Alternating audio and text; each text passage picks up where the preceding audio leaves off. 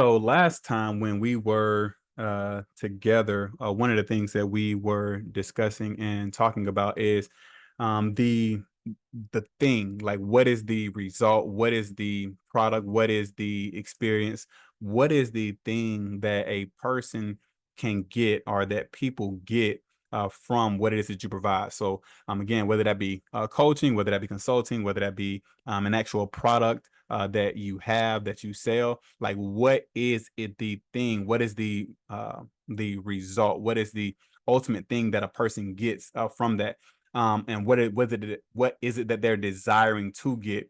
And so when we're talking about that, one of the things that we understood is that whenever a person has a desire of something it is that they want, and something it is that they're looking to get, then what we have is we have an opportunity. The opportunity we have is to be able to assist that person in getting the thing that they want, but we need to do it through, if you will, non-traditional means. So non-traditional means a person, which talk about food.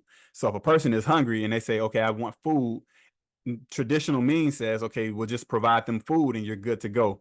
The only thing about that is that providing them food and you're good to go isn't good enough, especially not in 2024. So providing them food isn't good enough. So if a person is hungry and they need food or they want food, just because you're a service provider that provides food, that doesn't mean that they're going to go to the place that you're providing food in order to go there to get their food, which is super important and critical to understand, because we have to understand not only what it is that a person is coming to us with, but what is it that they, as far as kind of what is it they're coming to us with, as far as what it is that they want. But we also have to understand, like, what separates us, what makes us different, what makes them want to come and get that thing that they want from us. We have to get them to the point to where whatever that thing is that they want it from us. And there is no other viable option for them to get that thing, because the way that we do it, or the way that we, the thing that we have is exactly what it is that they need.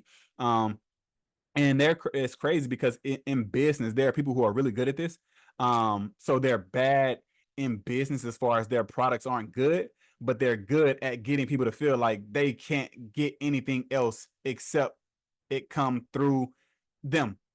Like, so if you need an electric vehicle, like there is one guy who says, no, my electric vehicles are far superior than everyone else's, although that's debatable. It's very debatable as far as EV experience, what you're going to be getting as it pertains to other EV options. When it comes to home providers and people who build homes, when it comes to people who sell homes, like there are different experiences that we can experience and that we do experience that cause for us to say, whoa, this was such an experience that I want to continue to experience this experience. So if I'm ever in the market for this thing or for this service ever in the future, then I'm going to come back to this location or to this person, or because of the experience that I had. So one of the things that I was talking about last week, and we're going to be getting into it this week, is your actual offer. So coming up with an offer and crafting something as an offer is very important. And so an offer can look many different ways. But in essence, what you're doing with an offer is that you're taking yourself out of the pool with these other fish that look similar. Because what ends up happening is that we can be inside of a pool with all of these other fish that look similar. And because we're in this pool with all these other fish that look similar, people can pick and choose and decide who it is that they want to use for their service, or for, if you will, their to get their product from. So that's why an offer ends up being like so critical, so key, so important, because of the fact that if you don't, you literally can be compared to the next person, or whatever it is that you do, or however it is that you are, or whatever it is that you present, or however it is that you present, you can be compared to the next person over, because there isn't an offer. There isn't something that separates you. There isn't something that makes you different. And the person that I learned the whole offer framework, or the whole offer understanding from, is Russell Brunson. So he's a person, he's a guy who I've learned a lot from. I've bought a lot of his books. I've actually attended a lot of his in-person seminars. And so with him and the way that he describes and the way that he talks about this is talking about how you separate yourself from the wider market.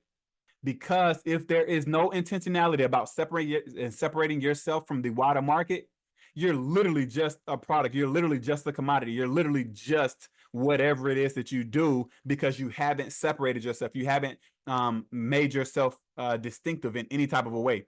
And so if you haven't made yourself distinctive in any type of a way, there is nothing that draws people to you to make them say that they want to buy what it is that you're doing, buy what it is that you're offering over what it is that the other person is doing, or what it is that another person offers, or what it is that another person is saying or has.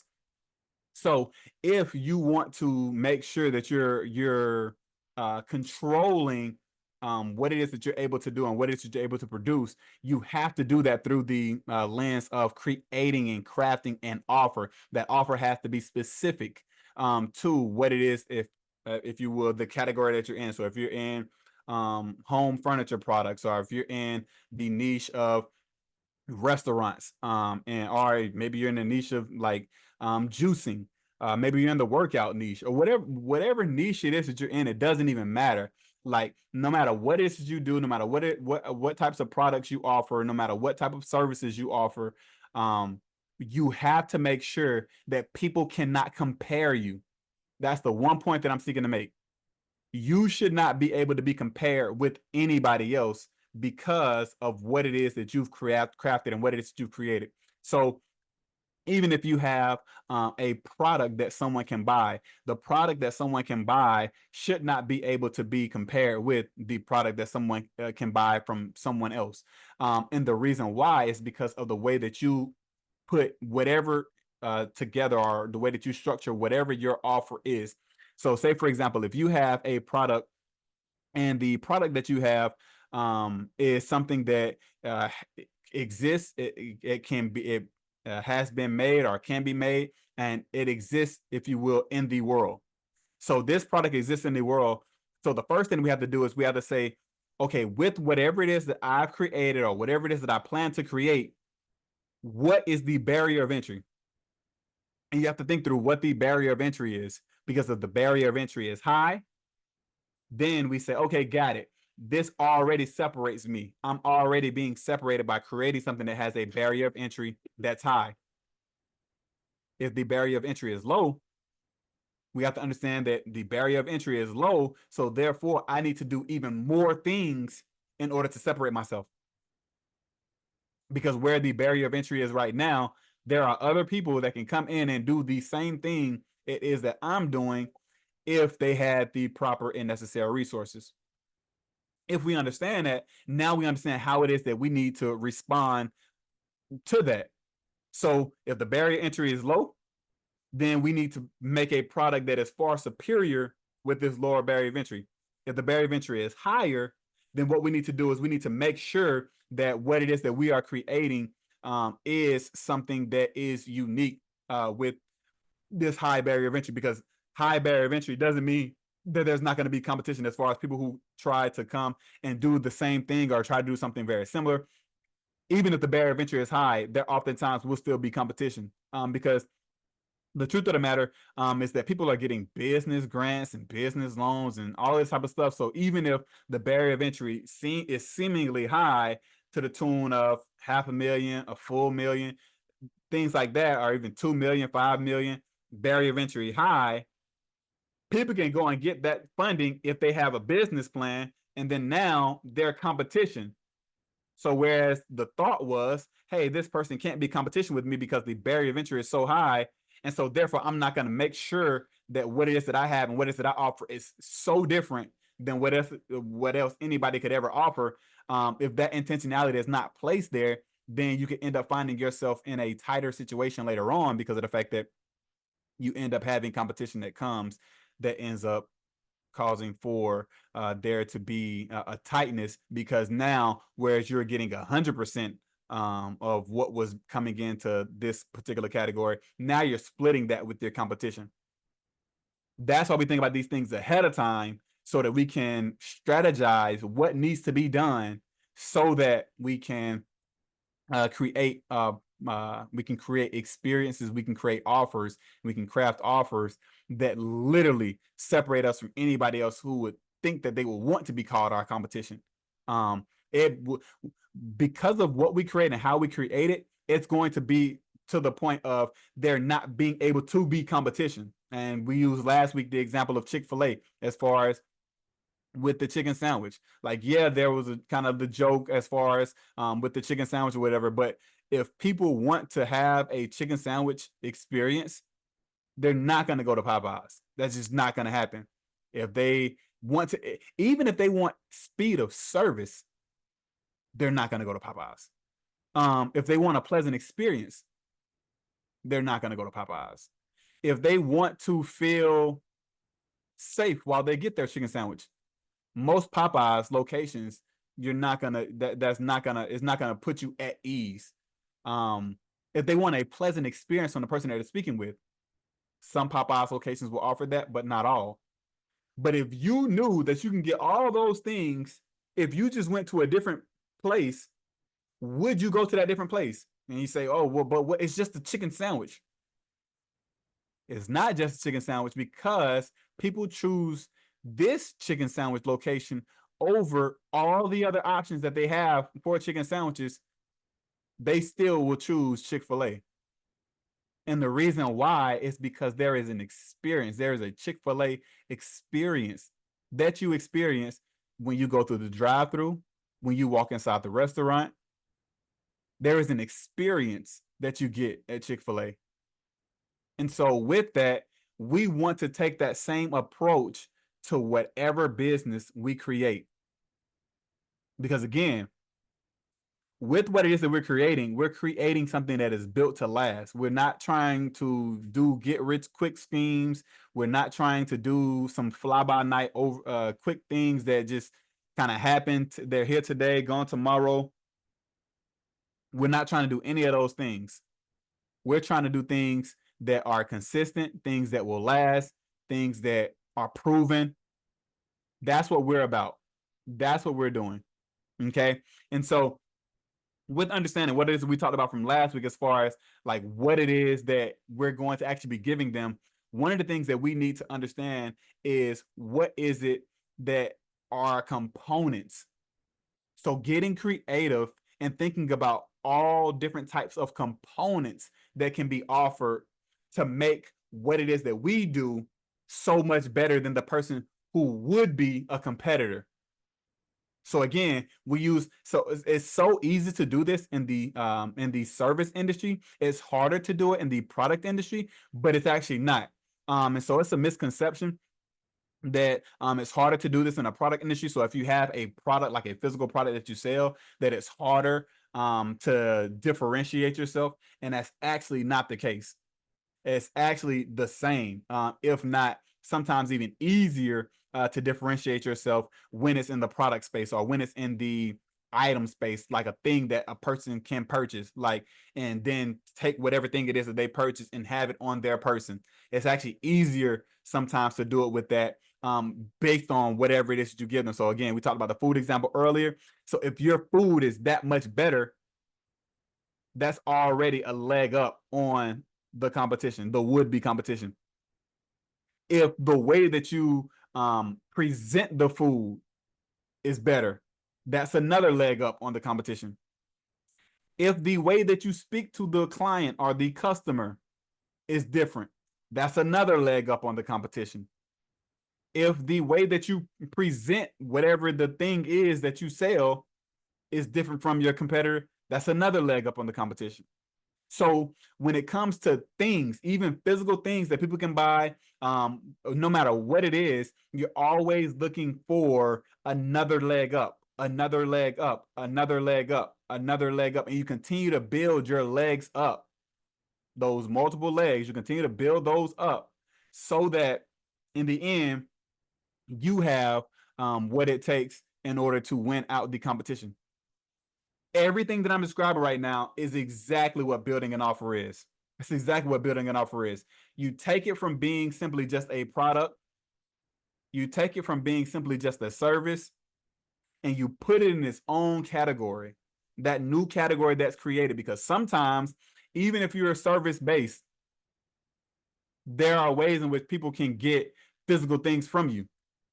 Or even if you're as far as the things that people get from you are physical in nature, you can operate according to even those other components, as far as having service be a part of that as well. So if a person buys this thing, then there are some onboarding videos, some customer service videos, some extra help, or some ways to utilize the product, or ways to get the most out of the product that can come along with that, by way of a video, or by way of them scanning some QR code that their competition doesn't have, to further explain the product or to further simplify the product, whatever the case may be. Again, it's all about getting creative and thinking outside of the box.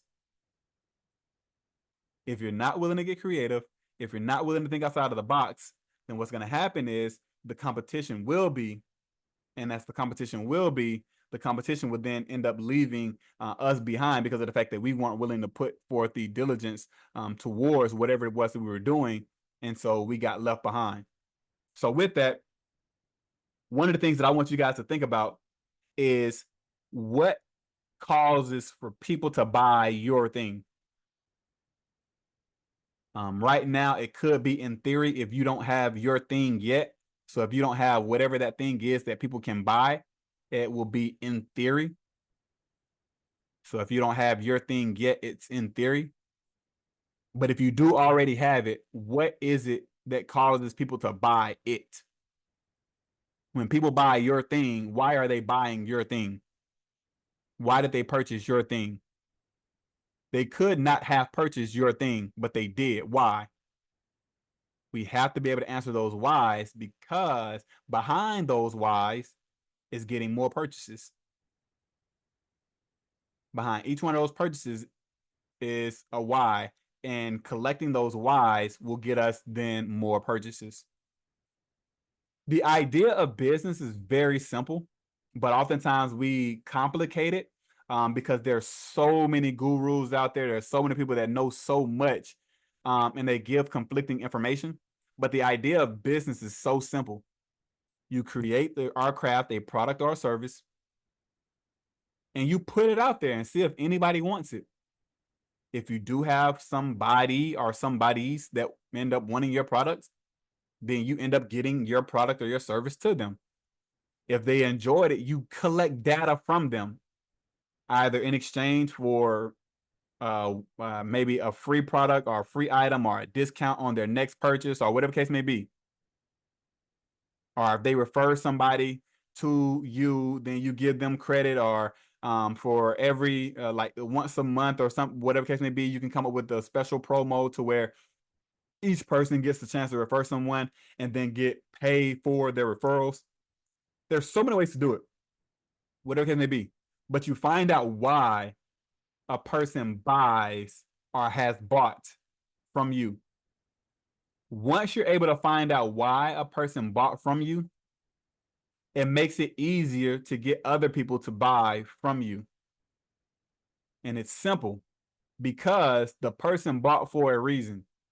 So even if you only targeted that reason in whatever marketing campaigns, whatever ad strategies you're using, if you only targeted that one reason, guess what you will find?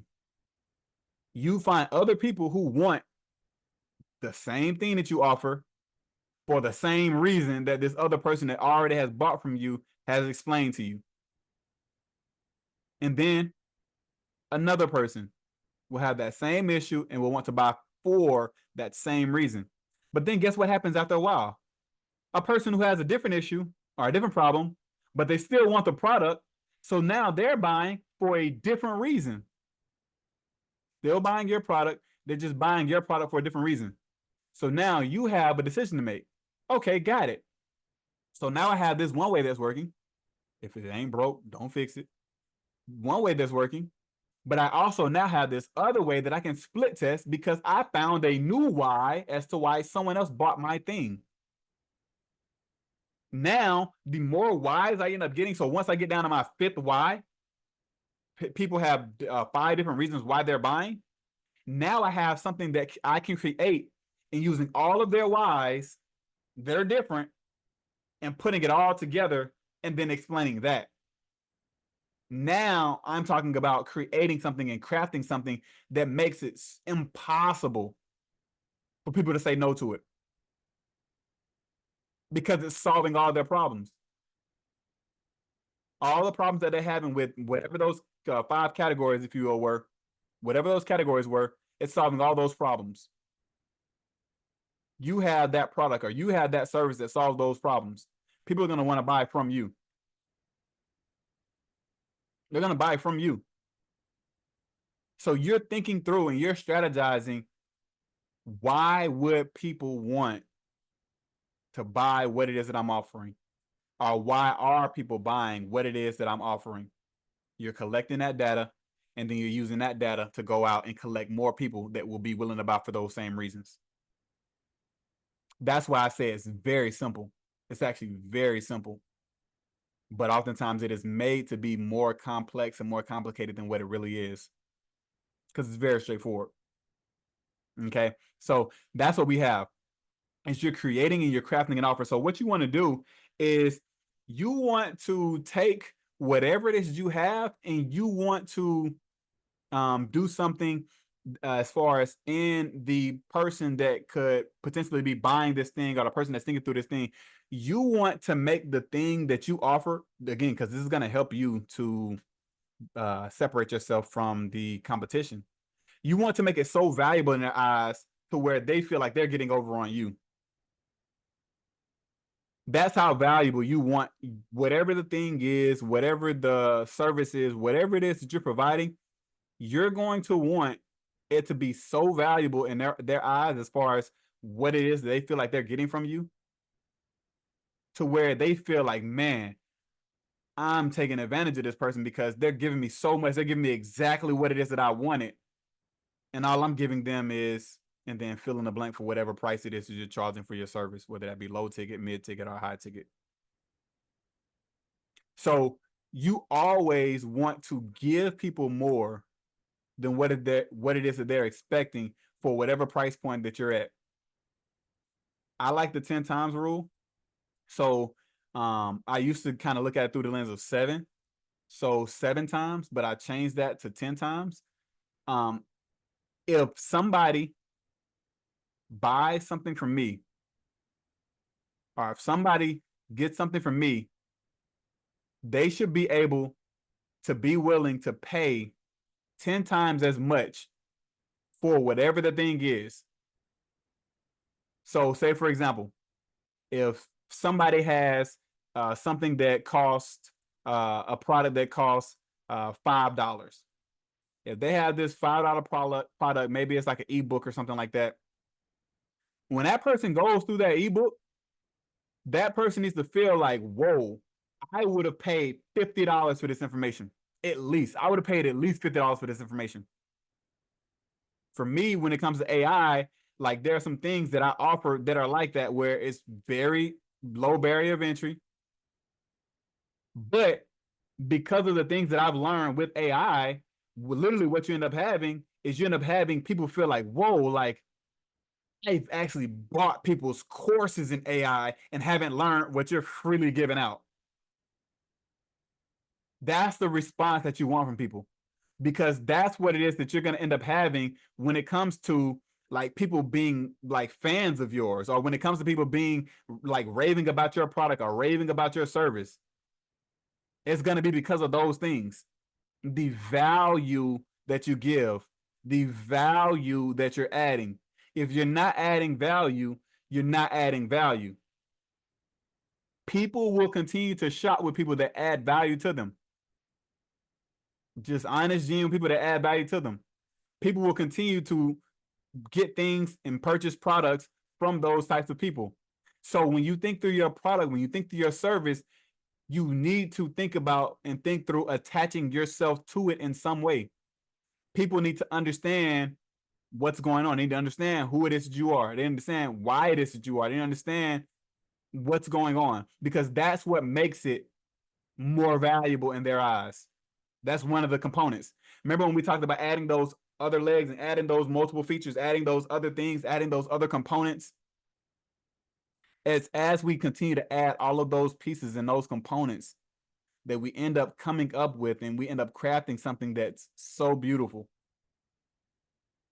and that lasts through market changes, that lasts through market circumstances. I just saw an article this past week that was talking about Amazon Prime Day, and how Amazon Prime Day was not a hit with millennials. I forget the percentage numbers that they use and that they talked about as far as how bad it was down, but it was down bad as far as the number of millennials that typically buy versus the number of millennials that bought this year for Amazon Prime Day. And I'm like, man, like Amazon got a lot of money from me. Me and my daughter were opening boxes the whole week for Amazon Prime, like because of the fact that it's kind of one of those things where it's like you're capitalizing on sales. So you're capitalizing on Amazon saying, hey, you can get this thing for 30% off. You can get this thing for 40% off. You can get this thing like, and it's like, oh, I was gonna get this thing anyway. Or I was gonna wait and get this thing, but Amazon Prime Day is here, so I'm gonna go ahead and just get it now. And you're literally saving hundreds, if not thousands of dollars. And so it becomes a no-brainer. And so for millennials not capitalizing on that, you have to, and this goes back to even some things that we've talked about before in other ways, as far as one of the things that I mentioned oftentimes in the stock class that I teach as well, is that you have opportunities, and you have opportunities to capitalize. And one of the ways, and some of the ways that you can capitalize, is on knowing what it is that people want and knowing what it is that they're looking for.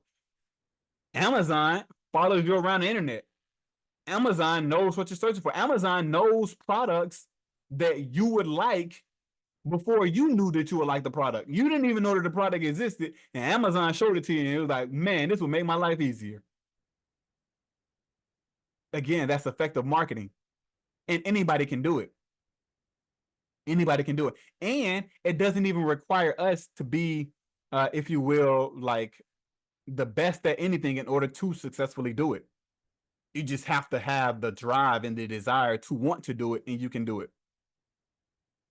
One of the easiest ways of doing it and knowing that you're starting off with something that could potentially have success is by understanding what people who are in competition with you are doing. People who are trying to capitalize on your market, what are they doing? How are they reaching customers? How are they satisfying their customers? Understanding those things and knowing those things is going to help set you apart, because now all the ways that they fail. So go online, look at people who would be considered your competition. Look at what they're doing. Look at their reviews. And as it pertains to their reviews, what I want you to do is every single thing negative that they have in their reviews with your product, you're going to make sure that those are the first things that people say positive about you. Again, it's not super hard. It's not something that's like rocket science-esque. It's very straightforward. It's just work that has to be done. And oftentimes what ends up happening is that we simply aren't willing to do the work that we know needs to be done in order to get the end result.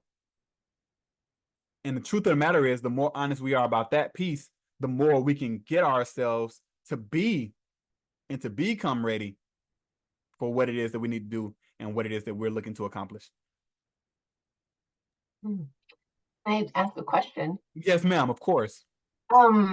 So that makes perfect sense about what you're saying. What I have found is that for me, sometimes it's hard for me to look at my competitors because I get too sidetracked, right? I get too engaged in like, oh my gosh, they're doing this, or look at what's happening with that. And I guess my question is, do you have any advice on like mentally how to sort of have a hit and run view of like, I'm just going to go in and look at the reviews, get those points that you just discussed and get out, and not get emotionally involved with what they're doing? You literally just said it. You get in, you get out. So literally you're going and you're only looking for their negative reviews. Only. You're not there to, oh, I love this product, or this product is great, or this product is better than, or this product is. Don't get caught up in that. Because again, now we have good chemicals that can be released in our body, and we also have negative and harmful chemicals that can be released in our body based on our thoughts.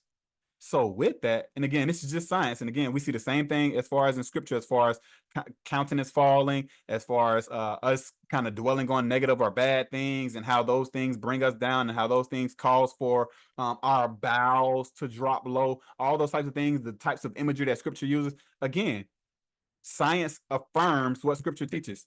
So with that, you're getting in and you're getting out. You're getting in for the purpose of seeing what negative is being said. You want to know what negative is being said. What is being said negative about company A? What do people dislike?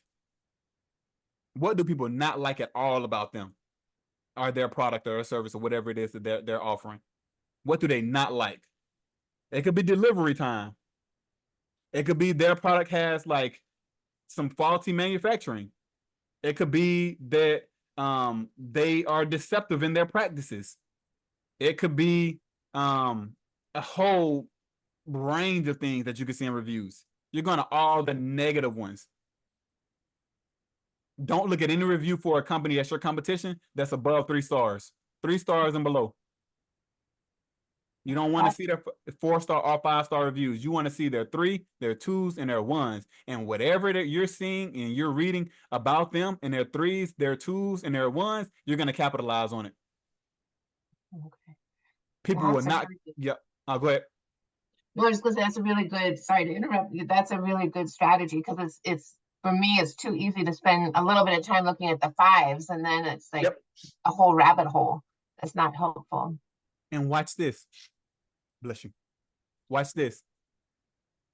The thing about companies is that companies can buy and do buy, not Dubai in the location, but do buy. They do buy, like, again, corny dad joke.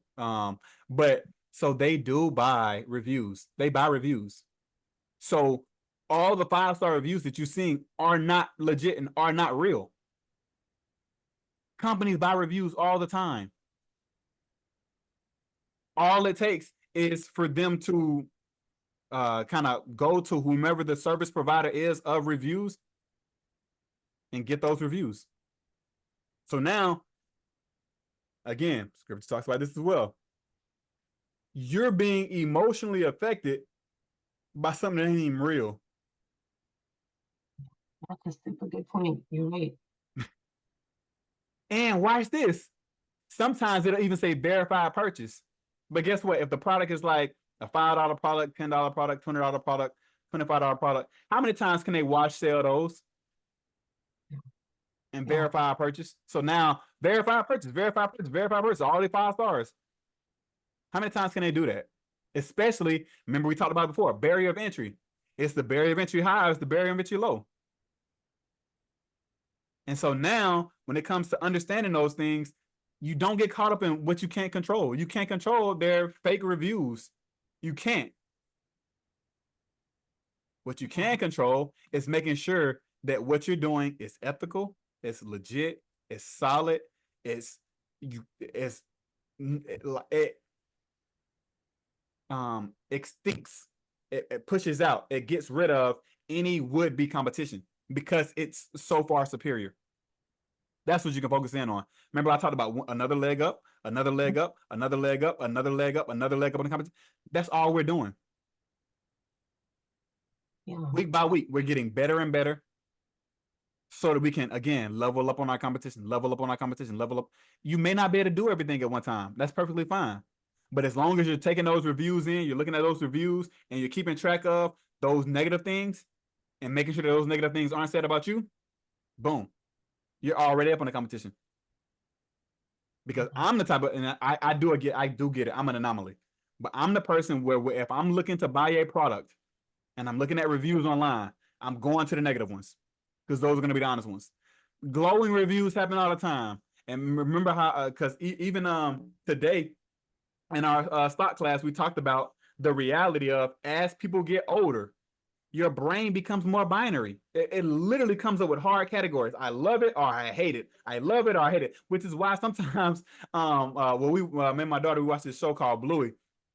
And one of the episodes, they have a grumpy granny. And so with Grumpy Granny, it's like it's making a joke of like the idea that sometimes like old people can be really grumpy.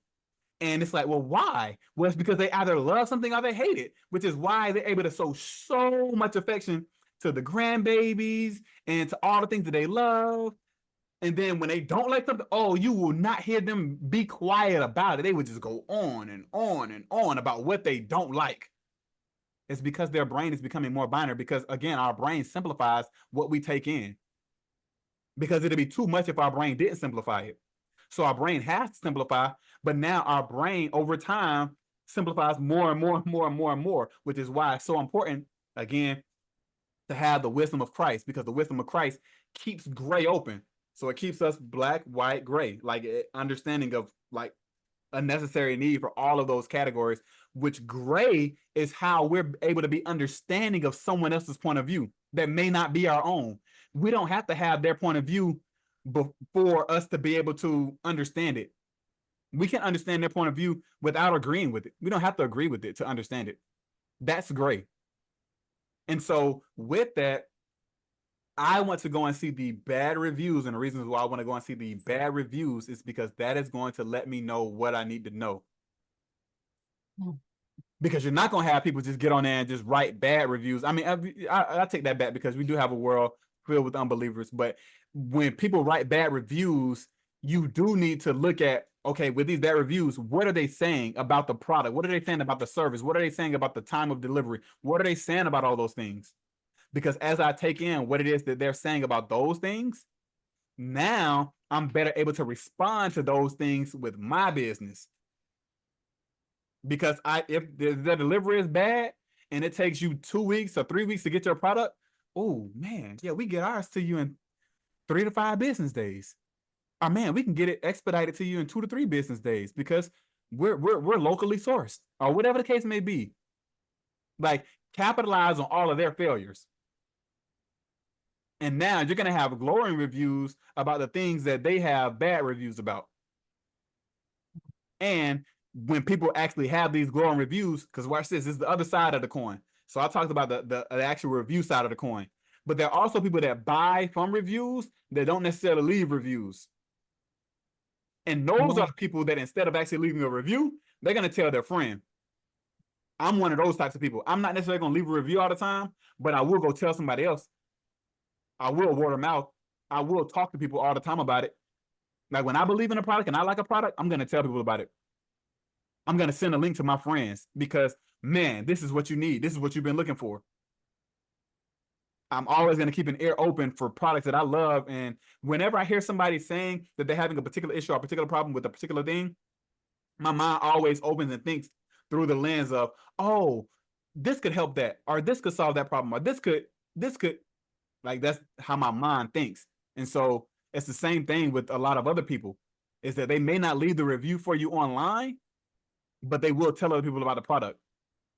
And so it makes me one of the issues where it's like, oh man, I'm seeing so many more products moving now. Like, hold on, what's going on? How is this happening? Or what's going on? What's taking place? It's because word of mouth is spreading and people are sharing links. And so with that, always being mindful of how to grow and how to establish a business. Like I said before, it's straightforward.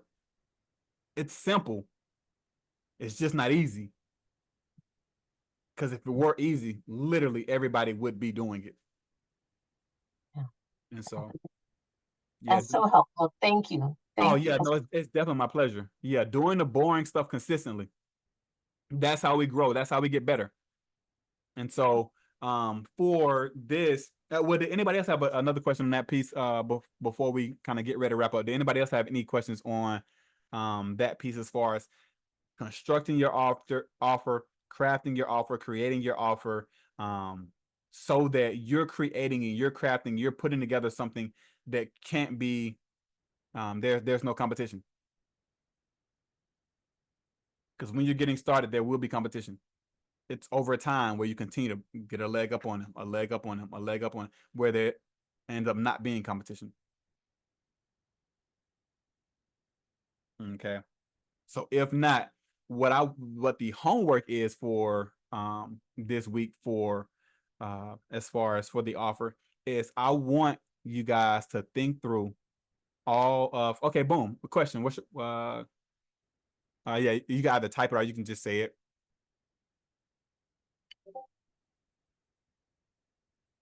And then we'll do the homework. Okay, gotcha. Yeah, you can just type it.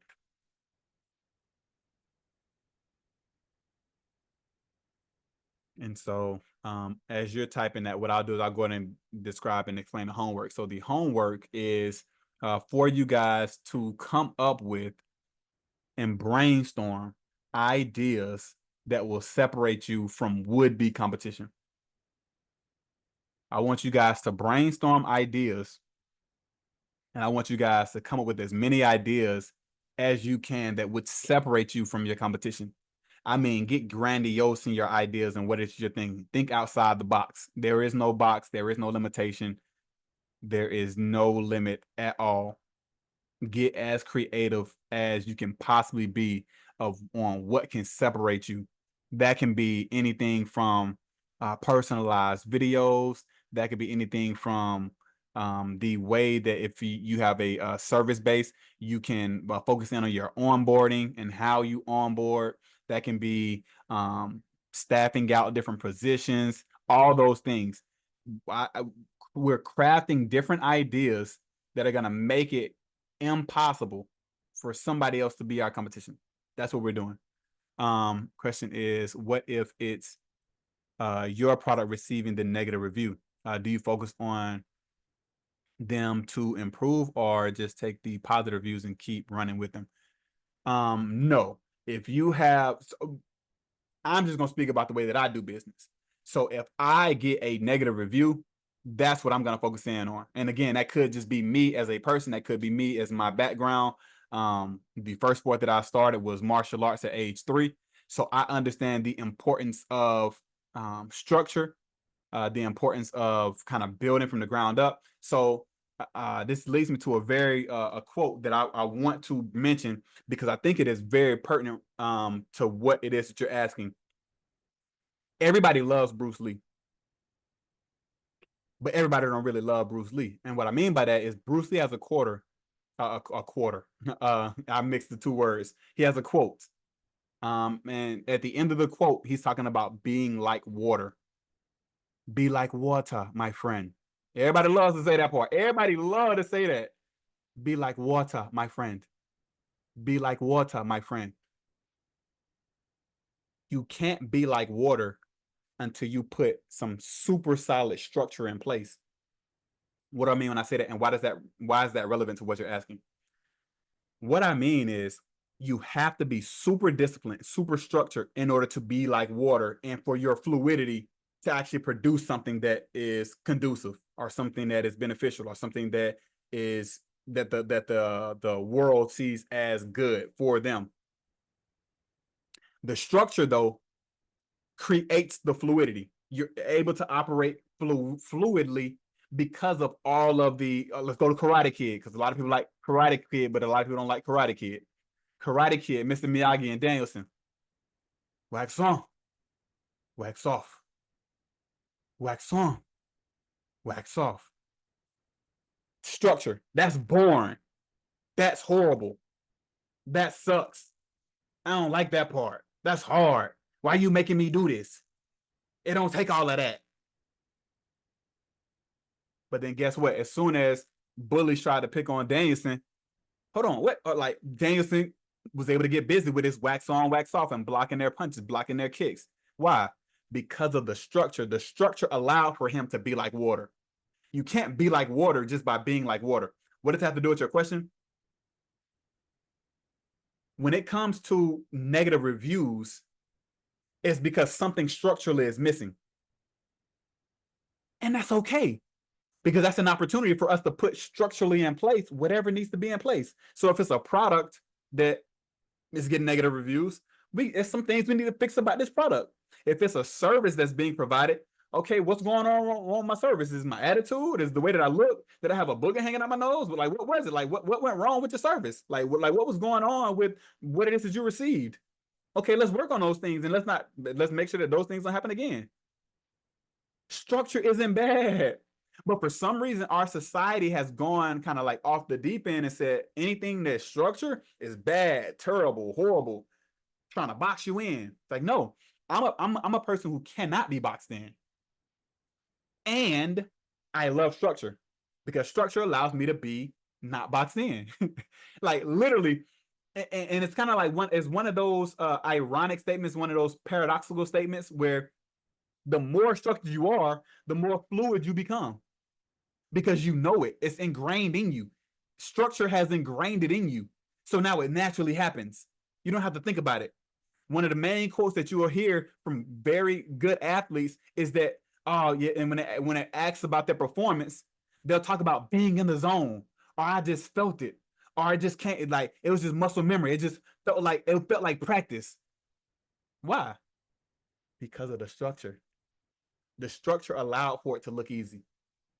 But a lot of people, especially all these gurus online, they're gonna tell you that it's easy, and they're gonna tell you, oh, all you gotta do is just be water, just be water, just be water. It ain't working because you're just not water, just be water, just be water. But they're not telling you that it's structure that's required. And there are a lot of people who are just being water, that are gurus, that are just capitalizing off making money off of like people that aren't aware. So be careful. Be careful. And if you're getting negative reviews on a product or on a service or on whatever the case may be, don't ignore that. Because again, everybody that's in this group so far identifies as a believer. And if we're attaching Christ's name to products or services that we're putting out there, we got to do better. Like we have to make sure that we are intentional about what we're doing as we're doing that. So if we're getting negative reviews, we're getting bad reviews, we got to take those seriously and go back to the drawing board on some things to see like, okay, why am I getting these bad reviews? What's going wrong? Like, what am I not doing? What am I not fulfilling on? Are there expectations that I'm setting and that I'm telling people are going to happen, or things that are going to happen and that aren't happening? If so, I need to just maybe temper the expectations and now stop getting those bad reviews, because maybe I'm talking the product up here, but the product is really kind of like right here.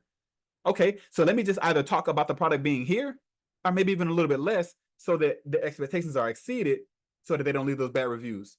Me, on the other hand, how I would look at it is if a person was leaving bad reviews and I was talking the product up here and I'm really delivering down here, I'm saying, okay, I'm at 8. I need to be at 10 to match what it is that I'm saying. I'm going to go for 12 because I'm going to exceed what even they thought that they were going to get. So, but yeah, it really just depends. So do I focus on those negative comments to improve on them, or just take the positive reviews and keep running with them? No, I would take and improve on those negative comments, because if those negative comments came, if you try to do what's called scaling too fast, which is growing your business too fast, there's just going to be a flood of more people coming and saying the same exact thing because it was never fixed. It was never worked on. It was never changed. It was never optimized. The structure was never put in place. We got to put the structure in place. So that would be my full answer for that one. So hopefully today's class has been beneficial for you guys. Again, you guys' homework is to come up with those things, those ideas, brainstorm those ideas so that you can come up with the best possible product as far as offer for your product or for your service that you currently have or that you're thinking about building out. Because again, it's as we do these things that it literally becomes unlimited what we're able to do, because of the fact that competition disappears at that point. Like once we optimize, then you're able to scale. So you don't scale before you optimize. So once you optimize, and optimize being, hey, I'm looking at all my negative reviews and I'm changing those things. I'm looking at all my competition, those 3 companies, I'm looking at their negative reviews, and I'm making sure that those things can't be said about my product. We're now optimized. Now we're ready to scale and go to the broader world, go to everybody. So that's what we have for today. We're about to go ahead and get the rest of our day going. But again, I thank you guys for being here. Please be sure to do that homework as it pertains to what it is that we have for the offer, and coming up with those ideas and brainstorming those ideas about all of the possibilities of what it is that you could potentially put in your offer. And then we'll talk about those things and put those things together And so I really do appreciate you guys being here today. And if you guys have any questions, you always know that you can feel free to reach out to me there inside of the classroom, and I will gladly answer any questions that you guys may have over there. And until next time, I will see you guys, and you guys have a great rest of your weekend. I'll see you guys next week. Thank you so much. All right, it's my pleasure. Thank you. Bye, everyone. All right. Bye. Thank you, guys.